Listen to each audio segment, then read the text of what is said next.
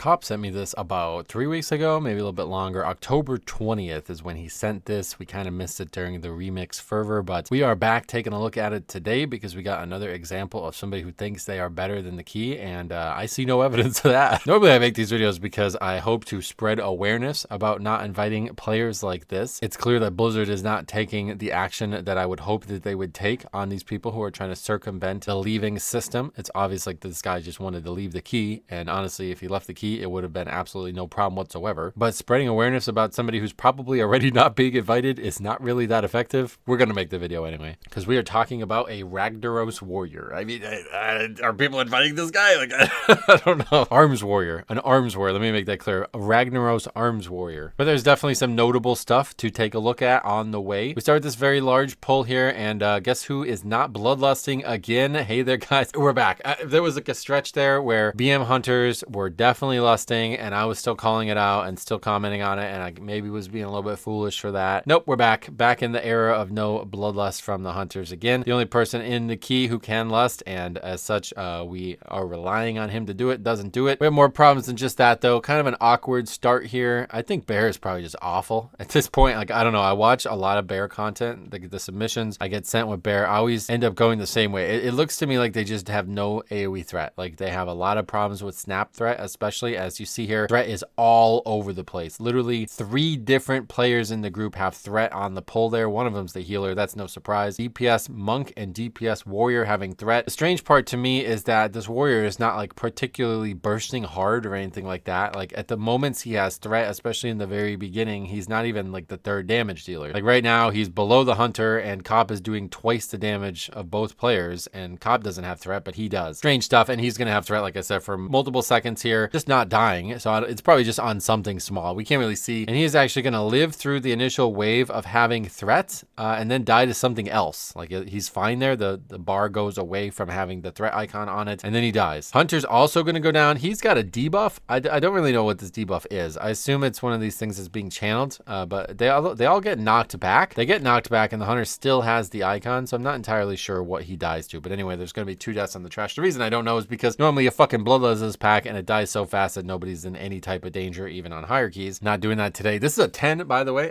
You might be able to see it right here. This is a farm key. This is a key that Cop willingly joined because he just needed a vault. So they have effectively a full wipe to this pack. I don't know that I've ever seen anybody actually have a full wipe. It's pretty rare, but they're going to come up here and I guess continue to fight without the tank. I don't know. The tank's back now. Hunter just pulls the single destroyer on his own. Tank's like struggling to get him. He taunts it. The Ragnaros warrior's first comment in the dungeon comes in here, just a single question mark. You never really know what these guys are commenting on, but honestly, that looked really freaking weird to see the Hunter aggroing a single mob by himself when the tank wasn't there. But they're going to carry on like nothing happened, or they're going to try to. Here's all you really need to see for the verdict on whether or not you should invite this player or not. The tank, you know, is pulling maybe kind of small. I really don't know what this guy's even fucking reacting to when he does this, but we are, I mean, continuing, and he's just going to type and die. So that's always great. Like, I mean, look, he's continuing to chain packs. Like, I don't know what the guy's reacting to. Like, watch, he pulls that Gorger that's almost dead into the next part. I mean, I guess maybe kind of slows down a little bit there. I don't know, but not for very long. Long enough for this Ragnaros arms warrior to stand still in a circle, and instead of move out of it, type, "Tank, you okay?" as he literally dies to standing still in a mechanic. Are you okay, brother? Again, we make a relatively large pull, and it does look like threat issues continue. I don't know. The Hunter has the red icon on their thing like they have threat. I will never understand Hunters having threat as long as I fucking live, so I always try to give them the benefit of the doubt. Like, I would rather say that Blizzard's game is bugged than Hunter has threat for a long period of time, but I should probably stop assuming that because, man, there's some really bad Hunters out there. But anyway, he's not going to die to anything. I guess he's fine, and we're going to continue on to the boss now. The boss is dead. Total joke boss. Hard pack's coming up, though, and we kind of just skate right through it. Like, no real issues. There's going to be a lot of damage taken on the trash. I mean, I don't know. The Hunter, maybe. I don't think anybody gets threat again at this point. I think everything's sorted out from that side of things. But we know there is a lot of damage on this trash, so not entirely surprising to see somebody die. But of course, you guys know who it's going to be. We have a line kind of going right through melee.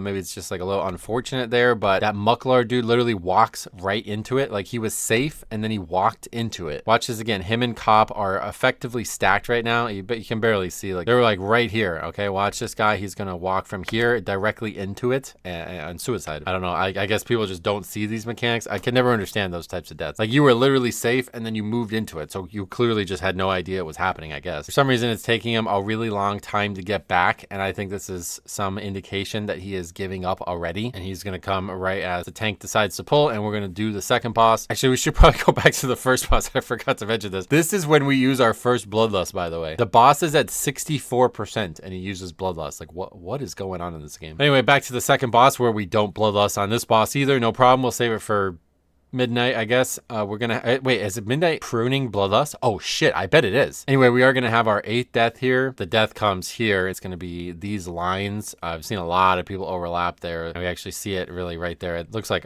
honestly, I think the warrior is the one that caused that. You see the hunter and the warrior both have the mechanic, and they like stack on a freaking dime. Hunter then, you know, his is the one that gives him the second stack, and he's gonna go down to that. So that's our 8th death of the dungeon. Now, we've studied this relatively famously. From our perspective as the tank, you definitely need 11 minutes out of this split. No matter what the key level is, that's usually very comfortable, and we have 11 minutes out of this split. The problem is things aren't going to go great. Also, should have probably commented on this before. It's called Inky Black Potion. Cop's using a thing to make it look way fucking cooler, but this is him trying to get ahead of his issues with like sight, especially brightness, I think is a big issue for him. So it does really help in this dungeon. I think it actually makes a lot of the mechanics way more clear. Could be a good option. You know, you have to buy them there from the Darkmoon Fair, but this dungeon probably the most transformative I've ever seen with one of these potions. Anyway, to nobody's fucking surprise, we're gonna have issues with this. I've never done this. I've never seen this done this way. This is a big problem in the game, and I think it's gonna be an even bigger problem in the game at midnight, but we just have people not doing anything to help the tank here, and especially not interrupting stuff. But right out of the gate, again, the hunter, I think the hunter just straight up dies to threat yet again. I mean, I really don't understand how this is even possible as a hunter, but anyway, the hunter is gonna get meleeed multiple times. I mean, he's got threat for probably like 5 or so seconds and just does nothing to help himself not die there. Meanwhile, we are struggling to gather all these casters. To no surprise, we're playing a fucking bear, so this is not a pack that I would imagine would ever go well for you. But we got mobs all over the place. Hunter goes down. Casters are barraging this warrior. I think he's gonna die. I'm not entirely sure what these debuffs are. Yet again, you guys can comment on it, but he's got a debuff and he's just gonna die after that debuff is on him. His kick is gonna come up here, but I think it honestly might be too late, like, because we do stop these, but I think maybe it's the arcing zap, right? It looks like he dies right as that arcing zap comes up. So I don't know how spell reflect works. It's being tracked there. I guess maybe that was an option too, but potentially doesn't get a kick on that arcing zap, and that is probably what kills him. One cool thing I would say, I've been messing around with the midnight beta a little bit, and you can actually tell who the target of each cast is on the default frames now. That is a really big addition to the default frame, so got to give Blizzard credit for that. So I believe it's at this point that this guy gives up. Death on the warrior is not the only one. We do have the druid going down again with a bunch of debuffs on their character and probably the same problem, and then this really insightful player who stands in a bunch of avoidable mechanics and doesn't stop casts that are on him says ZZ just twice. 2 Z's. He's not fully sleeping. I think the 3rd Z really indicates the sleep, but so you see the druid release instantly and run back because obviously we're still fine here. The druid tank is not going to die to this. I think the problem is a lot of people just rush back, right? And so the hunter comes back without the healer and then he dies again. So now we do a vote, and this vote is going to fail. Cop is going to vote no, of course, because he signed up to a completion key. Now, he did not confirm to me that that was labeled that way, but he did confirm to me that it is a vault key. And anyway, by the time they get back, I guess something really fell apart. I'm not really sure how this happens when you get back with the tank and healer still there. I guess healer goes down first again, and then the tank goes down again. So yeah, I don't know what this pull is. I don't know if people are doing this, but this is just not, this doesn't seem like a good choice to me, especially if you're not somebody who has death grip. But so yeah, now at this point, he's probably not timeable. I don't know. This is still a low ass key, man. It's a 10. And yeah, we get, what's that, like 14 dots from the hunter. So a lot of people unhappy with things going the way they're going. Unfortunately, the tank is not one of them. He's going to try again. But yeah, at this point, the warrior has gone AFK and I assume given up after the failed vote to disband. Again, try to give people the benefit of the doubt. A lot of times I think these people sign up with their own precognition and they think, well, whatever I want is the only thing that matters. And then he does the vote. Like, he's probably the one who initiated the vote, right? And then he thinks, well, everybody else doesn't matter, so I'm voting, and if they don't want to stop, then they're wrong and I'm leaving anyway. I assume that's the psychology here, because like the guy was there for the vote and now he's AFK. So he's going to AFK for the rest of this dungeon, and it's up to you guys to debate whether or not you think this was still timeable at this point. I think probably no, frankly, but I don't think it really fucking matters because it's a 10 in October. But they're going to continue on without this guy, and they are going going to finish this dungeon. So like I said, again, very possible that they did time it. And by the time they pull the boss, they are 2 minutes over without the warrior for like the last, like, what was that, like 6 or so minutes or something like that. Take a guess what we're not gonna do. I just can't get over this, man. All right, so we're not gonna bloodlust again. All right, maybe we're gonna wait for the buff, right? That's what we're gonna do this time. Is that what we do? I'm not really sure what we do here, to be honest. But yeah, again,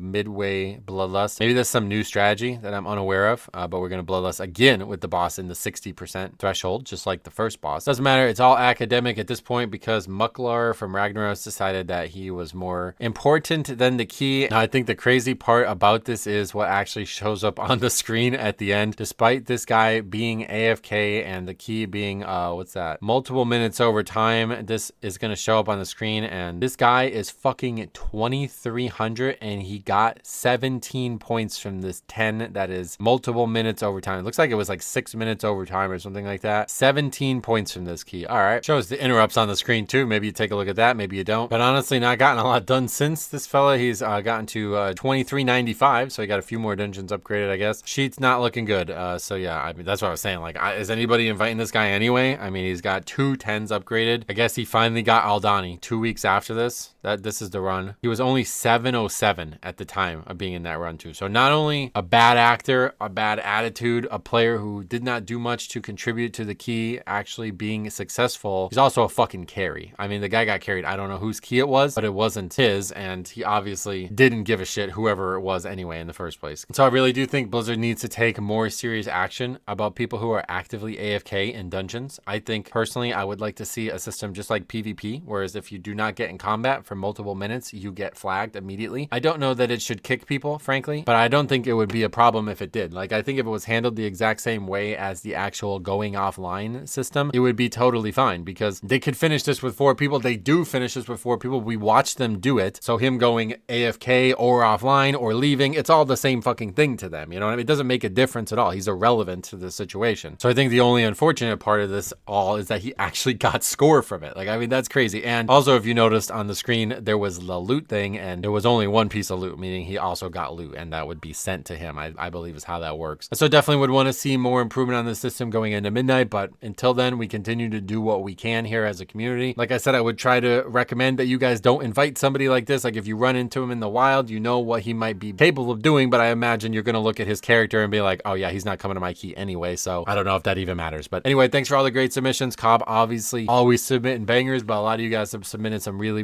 good ones too. I'm still committed to making videos like this as often as I can. If I missed any of yours, please let me know, because I didn't realize from Cobb's email that this was actually that type of review. I would prioritize making at least one of these a week. So hopefully this continues to improve into midnight. If not, we're going to still have a lot of videos to make. So thank you for watching. We'll see you guys in the next one.